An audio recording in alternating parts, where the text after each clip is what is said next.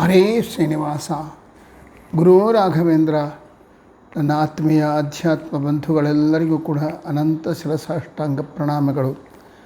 ಸತ್ತೋತ್ತರಮಾಲಾಕಾರರು ಭಗವಂತನ ವಿಷಯದಲ್ಲಿ ಒಂದು ಮಾತು ಹೇಳ್ತಾರೆ. ಎಷ್ಟು ಅದ್ಭುತವಾದ ಮಾತು ಹೇಳ್ತಾರೆ ಅಂದರೆ, ಭಗವತ್ ಕ್ರಿಯಾನುಸಾರೇಣ ಕರೋತಿ ವಿಕರೋತಿ ಚ ಚಿತ್ ಪ್ರಕೃತ್ಯಾದಿಕಂ ಸರ್ವದಾರು ಯೋಷಾವದೇವ ಹಿ ದ್ರವ್ಯಂ ಕರ್ಮ ಚ ಕಾಲಶ್ಚ ಸ್ವಭಾವೋ ಜೀವ ಏವ ಚ ಕರ್ತೃತ್ವಂ ಕರಣತ್ವಂಚ ಸ್ಮೃತಿಂ ಪ್ರಕೃತಿರೇವ ಚ ಯತ್ ಪ್ರಸಾದಾದ್ ಇಮೇ ಸಂತಿ ನ ಸಂತಿ ಯದುಪೇಕ್ಷಯ. ಮಹಾಲಕ್ಷ್ಮಿಯಿಂದ ಹಿಡಿಕೊಂಡು ಬ್ರಹ್ಮಾದಿ ದೇವತೆಗಳೆಲ್ಲರೂ ಕೂಡ ಪೂರ್ಣ ಭಗವಂತನ ಅಧೀನದಲ್ಲಿರತಕ್ಕಂಥವ್ರು. ಭಗವಂತನ ವ್ಯಾಪಾರ ಇಲ್ಲದೆ, ಭಗವಂತನ ಪ್ರೇರಣೆ ಇಲ್ಲದರೆ ಸಾಕ್ಷಾತ್ ಲಕ್ಷ್ಮೀದೇವಿ ಕೂಡ ಏನನ್ನೂ ಮಾಡಲಾರ. ಅವಳು ತನ್ನ ಬಗ್ಗೆ ತಾನೇ ಹೇಳಿಕೊತಾಳೆ ವೇದಗಳಲ್ಲಿ, ಮಮ ಯೋನಿರಪ್ಸ್ವಂತಃ ಸಮುದ್ರೇ ಅಂತ.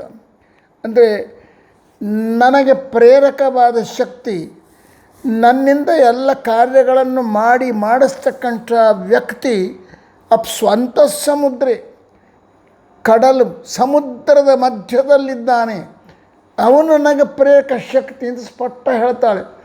ಲಕ್ಷ್ಮಿಗೆ ಭಗವಂತ ಪ್ರೇರಕ ಎಂದ ಮೇಲೆ ಇನ್ನು ಬ್ರಹ್ಮ, ವಾಯು, ಗರುಡ, ಶೇಷ, ರುದ್ರ ಇವರ ಬಗ್ಗೆ ನಾವು ಏನು ಹೇಳಬೇಕಾಗಿಲ್ಲ.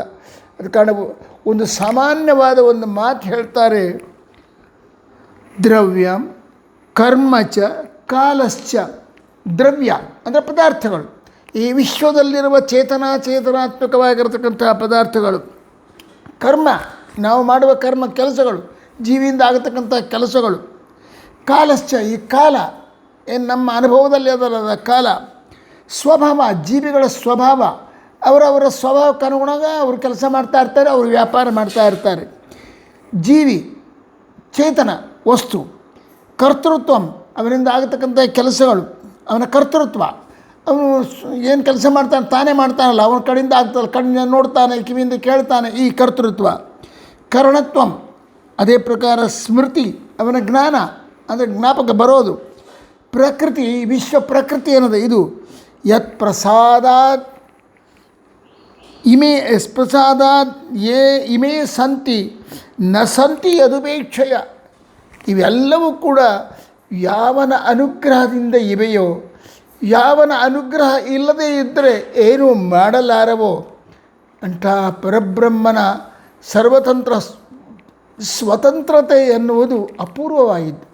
ಇಂಥ ಸರ್ವತಂತ್ರ ಸ್ವತಂತ್ರನಾಗಿರತಕ್ಕಂಥ ಪರಬ್ರಹ್ಮನ ಆಜ್ಞೆಗೆ ಬದ್ಧರಾಗಿ, ಅವನಿಂದ ನಿಯಮ್ಯರಾಗಿ, ಮಹಿತಾತ್ಮರಾಗಿರತಕ್ಕಂಥ ರುಜುಪುಂಗವರು ಅಂತ ಕರೆಸಿಕೊಂಡಿರ್ತಕ್ಕಂಥ ಬ್ರಹ್ಮದೇವರು ನಿರುಪಮಾನಂದಾತ್ಮಭವ ನಿರ್ಜರ ಸಭಾ ಸಂಸೇವ್ಯರಾಗಿದ್ದಾರೆ. ಭಗವಂತನಿಂದ ಸೃಷ್ಟರಾಗಿರತಕ್ಕಂಥ ಅಥವಾ ನಿರುಪಮಾನಂದ ಅನಿಸ್ಕೊಳ್ತಕ್ಕಂಥ ಬ್ರಹ್ಮದೇವರಿಂದ ಸೃಷ್ಟರಾಗಿರತಕ್ಕಂಥ ದೇವತೆಗಳೇನಿದ್ದಾರಲ್ಲ, ಆ ದೇವತೆಗಳ ಸಭೆಯಿಂದ ಒಂದ್ಯರಾಗಿದ್ದಾರೆ. ಎಲ್ಲ ದೇವತೆಗಳು ಚತುರ್ಮುಖ ಬ್ರಹ್ಮನನ್ನು ನಮಸ್ಕಾರ ಮಾಡ್ತಾರೆ, ಅವನ ಆಜ್ಞೆಗೆ ಬದ್ಧರಾಗಿ ವ್ಯವಹಾರ ಮಾಡ್ತಾರೆ. ನಿರುಪಮಾನಂದಾತ್ಮಭವ ನಿರ್ಜರ ಸಭಾ ಸಂಸೇವ್ಯ. ಎಲ್ಲ ರುಜುಗಳಿಗೆ ಶ್ರೇಷ್ಠರಾಗಿರತಕ್ಕಂಥವ್ರು. ಇದರ ಬಗ್ಗೆ ಎಲ್ಲ ನಾನು ವಿಸ್ತಾರವಾಗಿ ನಿಮಗೆ ವಿವರಣೆ ಕೊಟ್ಕೋತಾ ಬಂದಿದ್ದೀನಿ. ರುಜುಗಳಿಗೆ ಅರಸನಾಗಿರತಕ್ಕಂಥವನು, ಒಡೆಯನಾಗಿರತಕ್ಕವನು, ಸತ್ವಪ್ರಚರರು. ಅವರ ದೇಹ, ಬ್ರಹ್ಮದೇವರ ದೇಹ ಅದು ಭಗವಂತನ ಮತ್ತು ಮುಕ್ತರ ದೇಹದಂತೆ, ಲಕ್ಷ್ಮಿಯ ದೇಹದಂತೆ ಅಪ್ರಾಕೃತ ಅಲ್ಲ. ಅಪ್ರಾಕೃತವಾದ ಶರೀರ ಇರೋದು ಯಾರಿಗೆ ಅಂದರೆ ಪರಮಬ್ರಹ್ಮ ನಾರಾಯಣನಿಗೆ. ಅಂದರೆ ಯಾವ ತರಹದ ತತ್ವದ ಸಂಪರ್ಕ ಇಲ್ಲದಲೇ, ಸತ್ವಗುಣ, ರಜೋಗುಣ, ತಮೋಗುಣಗಳ ಸಂಪರ್ಕವಿಲ್ಲದಲೇ ನಿರ್ದಿಷ್ಟವಾಗಿರತಕ್ಕಂಥ ಅಚ್ಛೇದ್ಯ ಅಭೇದ್ಯವಾಗಿರತಕ್ಕಂಥ ಶರೀರ ಯಾರಿಗಿರೋದಯ್ಯ ಅಂದರೆ ಮೊಟ್ಟ ಮೊದಲು ಪರಬ್ರಹ್ಮನಿಗೆ. ಅವನ ಅನುಗ್ರಹಕ್ಕೆ ಪಾತ್ರಳಾದ ಜೀವನ್ಮುಕ್ತಳಾಗಿರ್ತಕ್ಕಂಥ ರಮಾದೇವಿಗೆ ಸಾಧನೆ ಪೂರ್ಣ ಮಾಡಿಕೊಂಡು ಮುಕ್ತಿಯನ್ನು ಹೊಂದಿರ್ತಾರಲ್ಲ, ಆ ಮುಕ್ತಿಯನ್ನು ಹೊಂದಿರತಕ್ಕಂಥ ಜೀವಿಗಳಿಗೆ ಇವರಿಗೆ ಮಾತ್ರನೇ ಅಪ್ರಾಕೃತವಾದ ಶರೀರ. ಸೃಷ್ಟಿಯಲ್ಲಿ ಇರತಕ್ಕಂಥ ಬ್ರಹ್ಮದೇವರಿಂದ ಹಿಡ್ಕೊಂಡು ಎಲ್ಲ ಜೀವಿಗಳಿಗೆ ಪ್ರಾಕೃತವಾಗಿರತಕ್ಕಂಥ ದೇಹನೇ, ಅಂದರೆ ಪಾಂಚಭೌತಿಕವಾದ 24 ತತ್ವಗಳ ಬೆರಕೆಯಿಂದ ಉಂಟಾಗಿರತಕ್ಕಂಥ ಶರೀರವೇ ಇರೋದು. ಆದರೆ ಇಷ್ಟೇ ವ್ಯತ್ಯಾಸ, ಬ್ರಹ್ಮದೇವರ ಶರೀರದಲ್ಲಿ ಗರುಡ ಶೇಷ ರುದ್ರಾದಿಗಳ ಶರೀರಕ್ಕಿಂತಲೂ ವಿಶಿಷ್ಟವಾದ ರೀತಿಯಲ್ಲಿ ಸತ್ವಗುಣದ ಪ್ರಾಚುರ್ಯ ಇರ್ತದೆ. ಸತ್ವಗುಣ ಬಹಳ ಪ್ರಧಾನವಾಗಿರ್ತದೆ. ಆದರೆ ಸತ್ವಗುಣನೇ ಪ್ರಧಾನ ಅಂದರೆ ಮುಕ್ತರ ದೇಹ ಯಾವ ರೀತಿ ಪೂರ್ಣ ಸಾತ್ವಿಕವೋ ಸತ್ವಗುಣ ಪೂರ್ಣವಾದ್ದು ಅದರಂತೆ ಅಂದ್ಕೋಬಾರದು. ಇದು ಮಿಶ್ರ ಹೊಂದಿದ ಸತ್ವಗುಣ. ಮುಕ್ತರ ದೇಹ ಅದು ಪೂರ್ಣ ಸಾತ್ವಿಕವಾದದ್ದು. ಅದರಲ್ಲಿ ಮಿಕ್ಸ್ ಇರೋದಿಲ್ಲ. ಅಂದರೆ ರಜೋಗುಣ ತಮೋಗುಣಗಳ ಸಂಪರ್ಕ ಇಲ್ಲದೆ ಶುದ್ಧ ಸತ್ವಾತ್ಮಕ ಶರೀರವುಳ್ಳವರು ಮುಕ್ತರು. ಚತುರ್ಮುಖನೇ ಮೊದಲಾಗಿರತಕ್ಕಂಥ ಎಲ್ಲ ದೇವತೆಗಳು ತ್ರಿಗುಣಾತ್ಮಕವಾದ ಶರೀರವುಳ್ಳರು. ಈ ತ್ರಿಗುಣಗಳೆಲ್ಲ ಕೂಡ ಹೇಗಂದರೆ ಬೆರಕೆ ಹೊಂದಿರತಕ್ಕಂಥ ಸೃಷ್ಟಿಗೆ ಬಂದ ಕೂಡಲೇ ಭಗವಂತ ಈ ಸತ್ವ ರಜಸ್ಥ ಮೂಲ ಸತ್ವಗುಣ ಮೂಲ ತಮೋಗುಣ ಅಂತ ಏನದಲ್ಲ ಇವನ್ನು ಬೆರಕೆ ಮಾಡ್ತಾನೆ. ಬೆರಕೆ ಮಾಡಿದಾಗ ಉಂಟಾಗತಕ್ಕಂಥ ಗುಣಗಳಿಂದ ಉಂಟಾದ ದೇಹ ಉಳ್ಳವರು ಈ ಬ್ರಹ್ಮಾದಿಗಳು. ಅದ್ರ ಹಾಗಾದ್ರೆ ರುದ್ರದೇವರಿಗೂ ಗರುಡಶೇಷ ರುದ್ರನಿಗೂ ಬ್ರಹ್ಮದೇವರಿಗೂ ಏನು ವ್ಯತ್ಯಾಸ ಅಂದರೆ, ಬ್ರಹ್ಮದೇವರು ಹೇಗೆ ರುಜುಗಣ ಧರಿಸಾಗಬೇಕು, ಎಲ್ಲ ದೇವತೆಗಳಿಂದ ವಂದಿತ ಪಾದಾರವಿಂದ ಉಳ್ಳವರಾಗಬೇಕು ಅಂದರೆ ಅವರ ಶರೀರ ರುದ್ರಾದಿಗಳ ಶರೀರಕ್ಕಿಂತಲೂ ಅಪೂರ್ವವಾದದ್ದು. ರುದ್ರಾದಿಗಳ ಶರೀರದಲ್ಲಿ ಸತ್ವರಜಸ್ತಮೋ ಗುಣಗಳು ಒಂದು ರೀತಿಯಿಂದ ತಮೋ ಗುಣದ ಆಧಿಕ್ಯ ಇರುತ್ತದೆ, ರಜೋಗುಣದ ಆಧಿಕ್ಯ ಇರುತ್ತದೆ. ಆದರೆ ಬ್ರಹ್ಮದೇವರ ಶರೀರ, ವಾಯುದೇವರ ಶರೀರ, ಪ್ರಧಾನವಾಗಿ ಎಲ್ಲ ರುಜುಗಳ ಶರೀರ ಹೇಗಿರ್ತದೆ ಅಂದರೆ ಸತ್ವಗುಣ ಪ್ರಚುರವಾಗಿರ್ತದೆ. ಸತ್ವಗುಣವೇ ಬಹಳ ಹೆಚ್ಚಾಗಿರ್ತದೆ. ರಜೋಗುಣ ತಮೋ ಗುಣಗಳು ಸ್ವಲ್ಪ ಇರ್ತವೆ, ಪೂರ್ಣ ಇರೋದಲ್ಲ. ಇದು ನಾವು ತಿಳ್ಕೋಬೇಕಾಗಿರ್ತಕ್ಕಂಥ ವಿಶಿಷ್ಟವಾಗಿರ್ತಕ್ಕಂಥ ಚಿಂತನೆ. ಅಲ್ಲಿ ಹೇಳ್ತಾರೆ, ಒಂದು ಚಿಂತನೆಯನ್ನು ಕೊಡ್ತಾರೆ ಹಿತಾತ್ಮರಾಗಿರ್ತಕ್ಕಂಥ ಜಗನ್ನಾಥದಾಸರು. ನಿರುಪಮಾನಂದಾತ್ಮಭವ ನಿರ್ಜರ ಸಭಾ ಸಂಸೇವ್ಯ ರುಜುಗಣ ಧರಸೆ ಸತ್ವ ಪ್ರಚುರ. ಸತ್ವಗುಣವನ್ನೇ ಹೆಚ್ಚಾಗಿ ಉಳ್ಳಂಥ ಶರೀರ ಉಳ್ಳವರಯ್ಯ ನೀವು. ಬ್ರಹ್ಮದೇವರಿಗೆ ಒಟ್ಟು 30 ಶರೀರಗಳು ಅಂತ ಹೇಳ್ತಾರೆ. ಎಂಥ ಯಾವ 30 ಶರೀರಗಳು ಅಂದರೆ, ಒಂದು ಅವರ ಸ್ವರೂಪ ದೇಹ ಅಂದರೆ ಅದು ಶುದ್ಧವಾದದ್ದು. ಅದರ ಮೇಲೆ ಲಿಂಗ ಶರೀರ ಅದೇ. ಆ ಲಿಂಗ ಶರೀರದ ಮೇಲೆ ಅನಿರುದ್ಧ ಶರೀರ, ಆಮೇಲಕ್ಕೆ ಈ ಅದರ ನಂತರದಲ್ಲಿ ಮಹತ್ತತ್ವದ ಶರೀರ, ಅಹಂಕಾರ ತತ್ವದ ಶರೀರ, ಪಂಚಕರ್ಮೇಂದ್ರಿಯಗಳ ಶರೀರ, ಪಂಚಜ್ಞಾನೇಂದ್ರಿಯಗಳ ಶರೀರ, ಪಂಚಭೂತಗಳ ಶರೀರ, ಪಂಚ ತನ್ಮಾತ್ರಗಳ ಶರೀರ, ಇವೆಲ್ಲವೂ ಸೇರಿದಾಗ 30 ಶರೀರ. ಮೊಟ್ಟ ಮೊದಲನೇ ಶರೀರ ಸ್ವರೂಪ ದೇಹವಾದರೆ, ಆ ನಂತರದಲ್ಲಿರ್ತಕ್ಕಂಥ ಶರೀರ ಅವರಿಗೆ ಇರ್ತಕ್ಕಂಥ ಶರೀರ ಲಿಂಗ ಶರೀರ.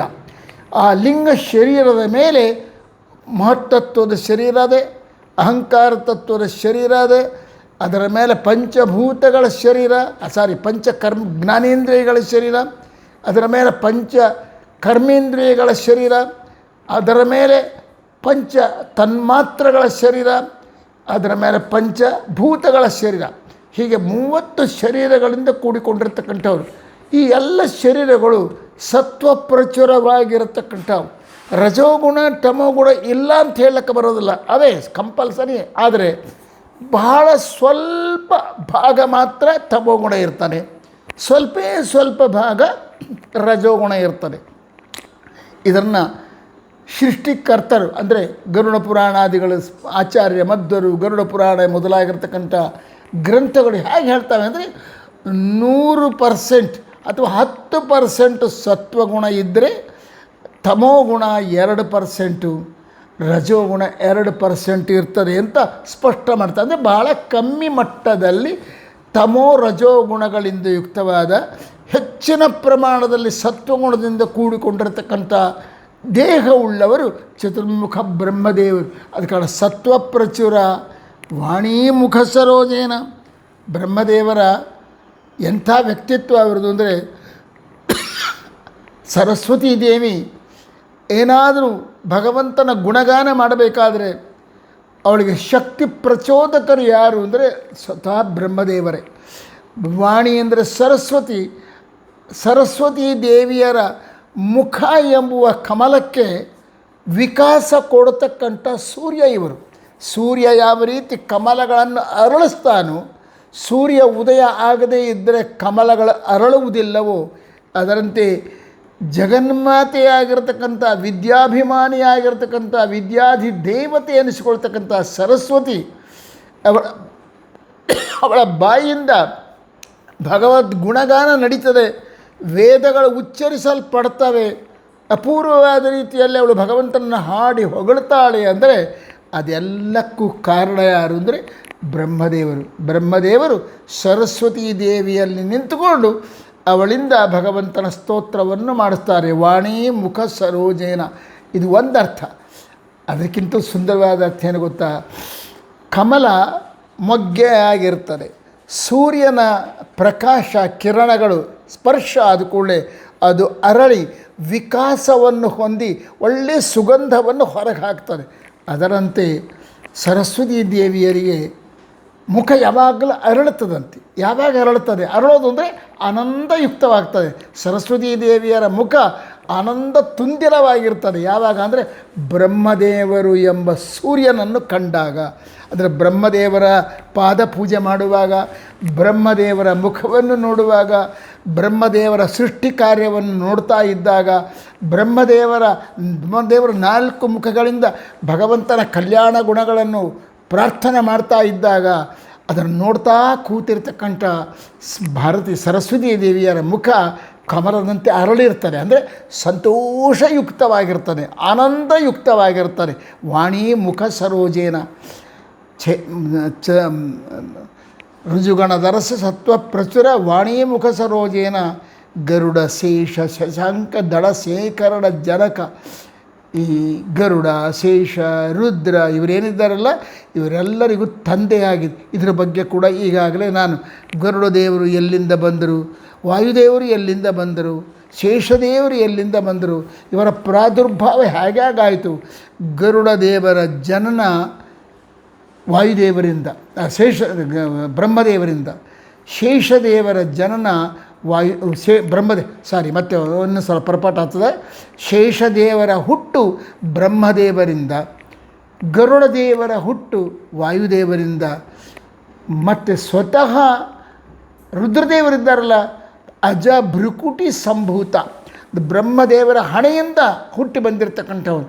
ಈ ರೀತಿ ಇವರು 3 ಜನರಿಗೂ ಕೂಡ ಚತುರ್ಮುಖ ಬ್ರಹ್ಮ ತಂದೆ ಅಂತ ಕರೆಸ್ಕೋತಾನೆ. ಗರುಡ, ಶೇಷ, ಶಶಾಂಕ ದಳ ಶೇಖರಣ ಜನಕ, ಜಗದ್ಗುರು. ಇವರು ಎಲ್ಲ ಜಗತ್ತಿಗೆ ಗುರು ಅಂತ ಅನಿಸ್ಕೊಂಡಿರ್ತಾರೆ.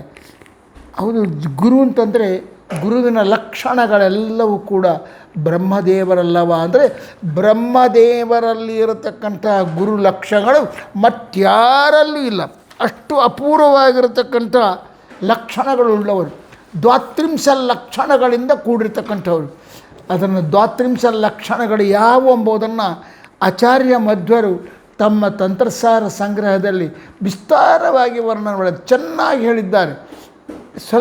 ಸ್ವಲ್ಪ ತಿಳ್ಕೊಳ್ಳೋಕ್ಕೆ ಪ್ರಯತ್ನ ಮಾಡೋಣ. ಭುಜ, ಈ ಭುಜಗಳು, ಕಣ್ಣುಗಳು ಮತ್ತು ಹನು ಅಂತಂದರೆ ಈ ಭಾಗ ಹನು, ಜಾನು ಮೊಣಕಾಲು ಹಾಗೂ ಉಗುರುಗಳು. ಇವು ಹೇಗಿರಬೇಕಂತ ಗೊತ್ತಾ? ಈ 5 ದೀರ್ಘವಾಗಿರಬೇಕಂತೆ. ಇದು 32 ಲಕ್ಷಣಗಳಲ್ಲಿ ಒಂದು. ಅಂದರೆ ಯಾರ ಭುಜಗಳು ದೀರ್ಘವಾಗಿ, ಅಂದರೆ ಭುಜ ಹಿಂಗೆ ಸಣ್ಣಗಿರಬಾರ್ದು, ವಿಸ್ತಾರವಾಗಿರಬೇಕು. ದೊಡ್ಡ ಪುಣ್ಯಾತ್ಮರ ವಾಯುದೇವರ, ಭೀಮಸೇನ ದೇವರ, ದೊಡ್ಡ ದೊಡ್ಡವರು ಇದ್ದಾರಲ್ಲ ಅವತಾರ ಪುರುಷರು, ಅವರ ಭುಜಗಳು ಹೇಗಿರ್ತಾವೆ ಅಂದರೆ ವಿಶಾಲವಾಗಿ ಆಜಾನುಬಾಹುಂ. ಅರವಿಂದ ರಾಮದೇವರನ್ನು ವರ್ಣನೆ ಮಾಡುವಾಗ ಹೇಳ್ತಾರೆ ಅಜಾನುಬಾಹು ಅಂತ ಹೇಳ್ತಾರೆ. ಅಂದರೆ ಅವನ ಮೊಣಕೈ ಅಲ್ಲಿ ತನಕ ಮೊಣಕಾಲಿನವರೆಗೆ ಬರ್ತಾ ಇರ್ತಂಥ ಕೈ. ಸೊ ಅದರಂತೆ ಭುಜಗಳು, ನೇತ್ರಗಳು, ಕಣ್ಣುಗಳು ದೀರ್ಘವಾಗಿರಬೇಕು, ಭುಜಗಳು ದೀರ್ಘವಾಗಿರಬೇಕು, ಜಾನು ಮೊಣಕಾಲು, ಹನು ಹಾಗೂ ಉಗುರುಗಳು ಇವೆಲ್ಲ ಉದ್ದವಾಗಿರಬೇಕು ಅಂತ. ಇದು ಒಂದು ಒಳ್ಳೆಯ ಲಕ್ಷಣಗಳಲ್ಲಿ ಒಂದು ಪ್ರಧಾನವಾದ ಲಕ್ಷಣಗಳು. ಚರ್ಮ, ಕೂದಲು, ಬೆರಳುಗಳು, ಹಲ್ಲುಗಳು ಇವು ಮೃದುವಾಗಿರಬೇಕು. ಅಂಗುಲಿ ಪರ್ವಗಳು ಅಂದರೆ ಬೆರಳುಗಳ ಪರ್ವಗಳು, ಈ ಮುಂದಿನ ಭಾಗ, ಈ ಮಧ್ಯಭಾಗ ಇವು ಹೇಗಿರಬೇಕು ಅಂತಂದರೆ ಇವು ಸೂಕ್ಷ್ಮವಾಗಿರಬೇಕು. ಅಂದರೆ ಕೂದಲು, ಚರ್ಮ ಅಂದರೆ ಮೃದುವಾಗಿರಬೇಕು ಅಂತ ಅರ್ಥ. ಚರ್ಮ, ಕೂದಲುಗಳು ಅವು ಮೃದುವಾಗಿರಬೇಕು, ಬೆರಳುಗಳು ಮೃದುವಾಗಿರಬೇಕು, ಅದರಂತೆ ಹಲ್ಲುಗಳು ಮೃದುವಾಗಿರಬೇಕು, ಅಂಗುಲಿ ಪರ್ವಗಳು, ಈ ಬೆಟ್ಟಿನ ಮೇಲ್ಭಾಗದ ಭಾಗಗಳು ಇವೆಲ್ಲವೂ ಕೂಡ ಸೂಕ್ಷ್ಮವಾಗಿರಬೇಕು. ಅಂಗೈ, ಇದು ಅಂಗೈ ಅಂದರೆ ಇದು ಈ ಭಾಗ, ಅಂಗಾಲು ಕಾಲಿನ ಕೆಳಭಾಗ ಅಂಗಾಲು, ಕಣ್ಣಿನ ಕೊನೆ ಈ ಕಣ್ಣಿನ ಕೊನೆಯ ಭಾಗ, ಕಾಲು ಬಾಯಿಯ ಒಳಗಿನ ಭಾಗ ಇವು ಹೇಗಿರಬೇಕು ಅಂದರೆ ನಾಲಿಗೆ ಇವೆಲ್ಲವೂ ಕೂಡ ನಾಲಿಗೆ, ತುಟಿ, ಕೈಯ ಉಗುರುಗಳು ಇವೆಲ್ಲವೂ 7 ಕೆಂಪಾಗಿರಬೇಕು. ಇವು ಕೆಂಪಿರಬೇಕಂತೆ. ಉಗುರುಗಳು ಕೆಂಪಾಗಿರಬೇಕು, ಆಮೇಲೆ ಕೈಗಳು ಕೆಂಪಾಗಿರಬೇಕು, ತುಟಿಗಳು ಕೆಳಗಿನ ತುಟಿ ಏನದಲ್ಲ ಅದು ಕೆಂಪಾಗಿರಬೇಕು, ನಾಲಿಗೆ ಕೆಂಪಾಗಿರಬೇಕು, ಬಾಯಿಯ ಒಳಗಿನ ಭಾಗ ಕೆಂಪಾಗಿರಬೇಕು, ಕಣ್ಣಿನ ಅಂಗೈ ಈ ಮೇಲಿನ ಭಾಗ ಇದು ಕೆಂಪಾಗಿರಬೇಕು, ಅಂಗಾಲು ಕಾಲಿನ ಕೆಳಗಿರ್ತದಲ್ಲ ಅಂಗಾಲು ಅದು ಕೂಡ ಕೆಂಪಾಗಿರಬೇಕು, ಈ ಕಣ್ಣಿನ ಕೊರೆಯ ಭಾಗ ಇದು ಕೂಡ ಕೆಂಪಾಗಿರಬೇಕು. ಈ 7 ಕೆಂಪಾಗಿದ್ದರೆ ಅವನು ಉತ್ತಮ ಪುರುಷ ಅನಿಸ್ಕೋತಾನೆ. ಸೊ ದೀರ್ಘವಾಗಿ 5 ಅವಯವಗಳಿರಬೇಕು. ಭುಜ ಮೊದಲಾದವುಗಳು, ಚರ್ಮ, ಕೂದಲು ಮುಂತಾದವುಗಳೆಲ್ಲ ಸೂಕ್ಷ್ಮವಾಗಿರಬೇಕು. ಮತ್ತು ಅಂಗೈ, ಕಣ್ಣಿನ ಕೊನೆ, ಕಾಲಿನ ಕೆಳಭಾಗ, ಕೈಯ ಮೇಲಿನ ಭಾಗ ಇವೆಲ್ಲವೂ ಕೆಂಪಾಗಿರಬೇಕು. ಇದೆಲ್ಲದಕ್ಕಿಂತಲೂ ಹೊಟ್ಟೆ, ಹಣಿ, ಎದೆ ಮತ್ತು ಹಣಿ, ಭುಜಗಳು, ಹೆಗಲುಗಳು, ಮುಂಗೈ, ಮೇಲ್ಭಾಗ, ಮುಖ ಇವೆಲ್ಲವೂ ಕೂಡ ಉಬ್ಬಿ ಇರಬೇಕು. ಅಂದರೆ ಎದೆ ಹಿಂಗೆ ಹೋಗಿರಬಾರ್ದು. ಎದೆ ಹೇಗಿರಬೇಕು? ವಿಶಾಲವಾಗಿ ಉಬ್ಬಿ ಇರಬೇಕು. ಎದೆಯ ಭಾಗ ಆಗಲಿ, ಅದೇ ಪ್ರಕಾರ ಹೊಟ್ಟೆ ಆಮೇಲೆ ಹಣೆ ಇದು ಒಳಗೆ ಹೋಗಿರಬಾರ್ದು, ಉಬ್ಬಿರಬೇಕು. ಹಣೆ, ಹೆಗಲು ಮತ್ತು ಮೇಲ್ಭಾಗ, ಮುಖ ಇವೆಲ್ಲವೂ ಕೂಡ ಉಬ್ಬಿಕೊಂಡಿರಬೇಕು. ಈ ರೀತಿ ಇರತಕ್ಕಂಥ ಲಕ್ಷಣಗಳಿಂದ ಕೂಡಿದ ವ್ಯಕ್ತಿಯನ್ನು 32 ಲಕ್ಷಣಗಳಿಂದ ಕೂಡಿದ ವ್ಯಕ್ತಿ ಅಂತ ಹೇಳ್ತಾರೆ. ಈ ಎಲ್ಲ ಲಕ್ಷಣಗಳು ಪರಮಾತ್ಮನಲ್ಲಿ ಅವೆ, ಜಗನ್ಮಾತೆ ಲಕ್ಷ್ಮಿಯಲ್ಲಿ ಅವೆ. ಅವನ ಸಾಕ್ಷಾತ್ ಪುತ್ರ ಅನ್ನಿಸ್ಕೊಂಡಿರ್ತಕ್ಕಂಥ ಬ್ರಹ್ಮ, ವಾಯು, ಭಾರತಿ, ಸರಸ್ವತಿಯರಲ್ಲವೆ 32 ಲಕ್ಷಣಗಳಿಂದ ಪೂರ್ಣವಾಗಿ ಕೂಡಿಕೊಂಡಿರ್ತಕ್ಕಂಥವ್ರು ಯಾರಾದರೆ ಈ ಬ್ರಹ್ಮ, ವಾಯು, ಭಾರತಿ, ಸರಸ್ವತಿಯರು.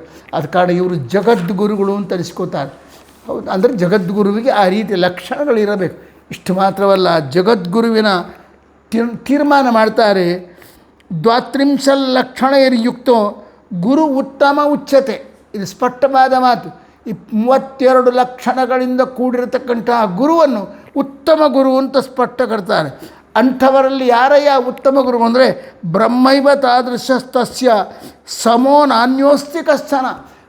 ಇಂಥ ಲಕ್ಷಣಗಳಿಂದ ಪೂರ್ಣವಾಗಿ ಕೂಡಿಕೊಂಡಿರ್ತಕ್ಕಂಥ ಬ್ರಹ್ಮವಾಯುಗಳು, ಇವರಿಗೆ ಸಮಾನವಾಗಿರ್ತಕ್ಕಂಥ ವ್ಯಕ್ತಿ ಇಲ್ಲ ಅಂತ ಸ್ಪಷ್ಟ ಮಾಡ್ತಾರೆ. ಇದೆಲ್ಲದಕ್ಕಿಂತ ಪ್ರಧಾನವಾಗಿ ಇವರು ಗುರುಗಳು ಅಂತಿರಲ್ಲ, ಗುರುವಿನ ಲಕ್ಷಣ ಏನು ಗೊತ್ತನಾ? ಆಚಾರ್ಯ ಉತ್ತಮ ಸರ್ವವಿತ್ ತಪಸಾಯುಕ್ತ ಅಗ್ನಾಶಕ್ತಿಯುತೋ ಹರೇಹೇ. ಆಚಾರ್ಯ ಅಂದರೆ ಗುರು ಅಂತಕ್ಕಂಥ ವ್ಯಕ್ತಿ ಹೇಗಿರಬೇಕಂದ್ರೆ ಅವನು ಉತ್ತಮನಾಗಿರಬೇಕು. ಅಂಥವನೇ ಉತ್ತಮ ಅನಿಸ್ಕೊತಾನೆ. ಏನವನು? ಸರ್ವವಿತ್, ಎಲ್ಲವನ್ನು ತಿಳಿದವನಾಗಿರಬೇಕು. ಎಲ್ಲವನ್ನು ಅಂತಂದರೆ ಪ್ರಾಪಂಚಿಕ ವಿಷಯಗಳನ್ನು ಅಂತ ಅರ್ಥ ಅಲ್ಲ. ಭಗವಂತನಿಗೆ ಸಂಬಂಧಪಟ್ಟಿರ್ತಕ್ಕಂಥ ಭಗವಂತನಿಂದ ಸೃಷ್ಟವಾದ ಈ ಜಗತ್ತು ಅಂತ ಏನದಲ್ಲ, ಈ ಜಗತ್ತಿನ ಪರಿಚಯ ಪೂರ್ಣವಾಗಿರಬೇಕು. ಭಗವಂತನ ಬಗ್ಗೆ ಚೆನ್ನಾಗಿ ತಿಳ್ಕೊಂಡಿರ್ತಕ್ಕಂಥವನಾಗಿರಬೇಕು. ತಪಸಾಯುಕ್ತ, ಬರೀ ಭಗವಂತನ ಬಗ್ಗೆ ತಿಳ್ಕೊಂಡವನಲ್ಲ, ಅದನ್ನು ಅನುಷ್ಠಾನಪರ ತಪಸ್ಸು ಮಾಡುವವನಾಗಿರಬೇಕು. ಅದನ್ನು ನಿರಂತರ ಚಿಂತನೆ ಮಾಡ್ತಕ್ಕಂಥವನಾಗಿರಬೇಕು. ತಪಸ್ಸಿನಿಂದ ಯುಕ್ತನಾಗಿರಬೇಕು. ಅಷ್ಟೇ ಮಾತ್ರ ಅಲ್ಲ, ಭಗವಂತನ ಆಜ್ಞೆಗಳು ಅನಿಸ್ಕೊಳ್ತಕ್ಕಂಥ ವೇದ, ಶ್ರುತಿಗಳು, ಸ್ಮೃತಿಗಳು, ಪುರಾಣಗಳು ಅಂತ ಏನವಲ್ಲ, ಇವೆಲ್ಲ ಭಗವಂತನ ಆಜ್ಞೆಗಳು ಅಂತ ಅವನು ಆರ್ಡರ್ ಮಾಡಿ ಕೊಟ್ಟಿರ್ತಕ್ಕಂಥವು. ಇವುಗಳೆಲ್ಲವನ್ನು ಚೆನ್ನಾಗಿ ತಿಳ್ಕೊಂಡು, ಬರೀ ತಿಳ್ಕೊಬೋದಲ್ಲ, ಅದನ್ನು ಚೆನ್ನಾಗಿ ತನ್ನ ಶಿಷ್ಯರಿಗೆ ಹೇಳ್ತಕ್ಕಂಥವ್ರು ಯಾರಿದ್ದಾರೋ ಅವರು ಉತ್ತಮ ಗುರು ಅನಿಸ್ಕೋತಾರೆ. ಆದ ಕಾರಣ ಜಗದ್ಗುರುವೇ ಅಂತ ಕರೀತಾರೆ. ಓ ಜಗದ್ಗುರುವೇ, ನೀವು ಸಾಮಾನ್ಯರಲ್ಲಪ್ಪ, ನೀವು ಭಗವತ್ ತತ್ವವನ್ನು ಚೆನ್ನಾಗಿ ತಿಳ್ಕೊಂಡವರು. ಭಗವಂತನ ಆಜ್ಞೆಗಳೆನಿಸಿಕೊಳ್ತಕ್ಕಂಥ ವೇದಗಳನ್ನು, ಸ್ಮೃತಿಗಳನ್ನು, ಪುರಾಣಗಳನ್ನು, ಎಲ್ಲದರ ನಿಜ ರಹಸ್ಯವನ್ನು ಅರಿತ ಪುಣ್ಯಾತ್ಮರು ನೀವು. ಅದು ಕಾರಣ ಜಗದ್ಗುರುವೇ, ಇಂಥ ಜಗದ್ಗುರುವಾಗಿರ್ತಕ್ಕಂಥ ಓ ಬ್ರಹ್ಮದೇವರೇ, ನಿಮ್ಮ ಪಾದಾರವಿಂದಗಳಿಗೆ ಅನಂತ ಶಿರಸಾಷ್ಟಾಂಗ ಪ್ರಣಾಮಗಳನ್ನು ಸಮರ್ಪಣೆ ಮಾಡ್ತೀನಿ ಅಂತ ಪದ್ಯವನ್ನು ಮುಗಿಸ್ತಾರೆ ಅಂತ ಹೇಳೋಕ್ಕಾಗಿ ಇಲ್ಲಿಗೆ ಇವತ್ತಿನ ಕಾರ್ಯಕ್ರಮ ಸಮಾಪ್ತಿ ಮಾಡೋಣ. ಮತ್ತೆ ನಾಳೆ ಮುಂದಿನ ನೋಡೋಣ. ಹರೇ ಶ್ರೀನಿವಾಸ.